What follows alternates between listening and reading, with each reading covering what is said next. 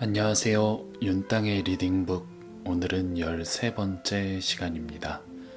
오늘은 모두 어떻게 하루를 보내셨나요? 저는 그냥 평범한 하루였습니다. 출근하고 그리고 퇴근하고 퇴근해서 운동하고 와서 밥 먹고 이렇게 리딩북 하고 평범한 일상 속에서 저의 리딩북을 들으면서 잠자기 전에 조금 더 여러 가지 주제로 그거에 대해서 생각을 해보는 것도 좋지 않을까 생각이 됩니다. 그럼 오늘 윤땅의 리딩북 13번째 시작하도록 하겠습니다.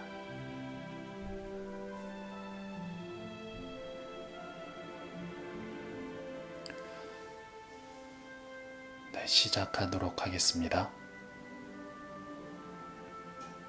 변화를 두려워하지 않을 것. 대기업을 다니고 은퇴한 70대 노인이 유명 카페에서 인기 바리스타가 되었다.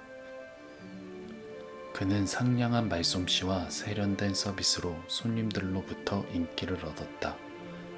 그리고 매스컴에도 출연해 젊은 시절보다 더 인지도가 높아졌다.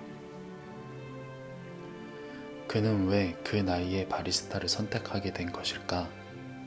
경제적으로 곤란하지 않았지만 그는 무언가가 자신의 인생에 변화가 필요하다고 느꼈다고 말한다. 제 인생에 새로운 도전이 필요했습니다. 바리스타가 된 후로 제 삶은 더욱 행복해졌죠. 향긋한 원두 커피를 내리고 손님들과 대화를 나누면서 그의 삶은 한층 풍요로워졌다. 이른이라는 늦은 나이지만 그는 변화를 선택한 것이다. 사람들은 살면서 변화할 때가 옴을 직감한다. 변화해야만 할 때는 경제적인 이유일 수도 있고 상황적인 불가피성일 수도 있다. 예를 들어 다니던 회사에서 일찍 퇴사했다면 경제적인 이유로 어쩔 수 없이 다른 회사를 알아봐야만 한다. 같은 직종이든 다른 직종이든 어찌되었든 자신이 다니던 회사와는 다른 환경에 적응해야만 살아남는 것이다. 또 경제적인 이유가 아니어도 사람은 불가피한 상황 때문에 변화해야만 한다. 위에서 말한 70대 노인은 경제적으로 전혀 굽핑하지 않았지만 자신의 삶의 활력을 위해 변화를 선택했다. 어떤 주부는 다람쥐 쳇바퀴 같은 일상에 염증을 느껴 우울한 나날을 보내다가 요리사 자격증에 도전하기도 한다. 이렇듯 변화해야만 하는 상황은 모두 인간에게 주어지는 숙명과도 같다. 그렇다면 어떻게 변화에 대처해야만 할까? 긍정적인 사람은 변화를 두려워하지 않는다. 오히려 변화를 환영한다. 작은 환영이 아니라 두 팔 벌려 반갑게 변화를 맞이한다. 변화야말로 자신의 인생에 주어진 축복 중의 축복이라는 걸 알기 때문이다. 그러나 부정적인 사람은 변화를 두려워한다. 변화해야만 하는데도 변화를 극구 거부한다. 스스로 폐쇄적인 심리적 공간에 갇히는 것이다. 그렇게 되면 사회적 고립은 물론이거니와 정신적인 성장이 멈추게 된다. 그래서 변화에 대한 부정적 대응은 인간의 고립감을 심화시키는 원인이 되기도 한다.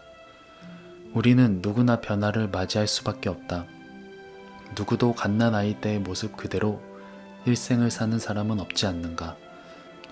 자연을 보면 변화란 것이 얼마나 소중하고도 필요한 것인지 깨닫게 된다. 만약 자연이 변하지 않고 1년 365일 내내 똑같다면 이 세상 모든 생명체는 다 죽고 말 것이다.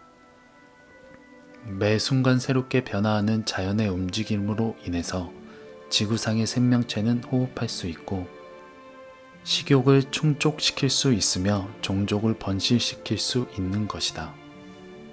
변화가 사라진 자연이야말로 지구 종말의 순간이 아니겠는가? 사람도 마찬가지다. 변화를 멈추는 순간 사람은 퇴화의 길을 걸을 수밖에 없다. 인간의 육체도 쓰지 않으면 퇴화한다. 초등학교 때 나는 친구들과 어울려 신나게 놀다가 오른쪽 다리뼈가 골절된 경험이 있다. 한 달 넘게 깁스를 하고픈 순간 나는 놀라지 않을 수 없었다. 내 다리가 이상해! 그도 그럴 것이 다리는 앙상하게 뼈만 남아 있었기 때문이다. 겨우 한 달을 쓰지 않았다고 다리는 퇴화하고 있었던 것이다.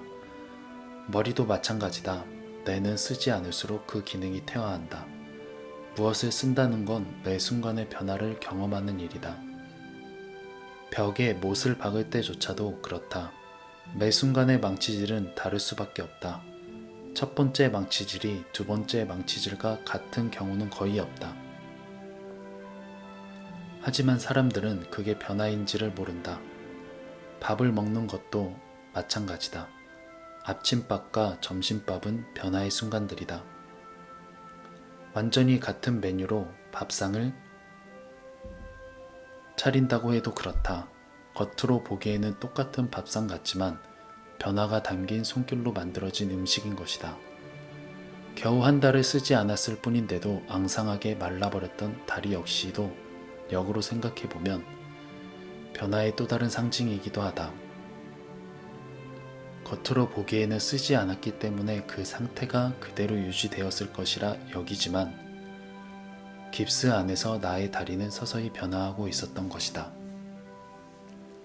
모든 물질은 변화에 의해서 생존하고 있는 중이다. 우리는 자신에게 다가오는 거대한 변화의 물결을 수용해야 한다. 큰 병에 걸렸다거나 사랑하는 사람과 작별하였다거나 직업을 잃었다거나 하는 이 모든 반갑지 않은 변화의 순간들을 수용해야 한다. 그렇지 않는다면 변화에 저항한 대가를 톡톡히 치르게 될 것이다. 바뀌지 않는 것은 없다. 그 어떤 것도 그 모습 그대로 영원히 갈 수는 없다. 정체된 것은 썩고 고립된다. 그러므로 우리는 변화하는 것을 두려워해서는 안 된다. 가끔 나는 글을 쓰면서도 언젠간 내가 작가가 아닌 새로운 직업을 선택해야 한다면 어떤 일을 할 것인가를 생각한다. 이것은 인간에게 주어진 숙명과도 같은 변화를 미리 체험하는 일이다. 글을 쓰면서 살 수 없다면 난 무엇이든 할 생각이다. 물론 그렇다고 해서 글 쓰는 일을 아예 놓지는 않을 것이다. 생계가 어려워진다면 글을 쓰면서도 다른 직업을 병행하는 변화된 삶을 수용할 생각을 가지고 사는 것이다. 그대도 그렇게 생각하면서 살아야 한다. 지금 이 상태만 고집하면서 고립되거나 외로워질 필요는 없다. 변화될 상황에 대해서 부정적인 상상으로 미리 괴로워할 필요도 없다. 자신을 믿고 용기를 내어서 변화에 적극적으로 대처하는 사람이 되라. 그렇게 한다면 어떤 순간에도 두렵지 않을 것이다. 극단적으로 말해서 당장 전쟁이 터지거나 최악의 바이러스에 감염된다고 해도 두려워하지 않게 될 것이다.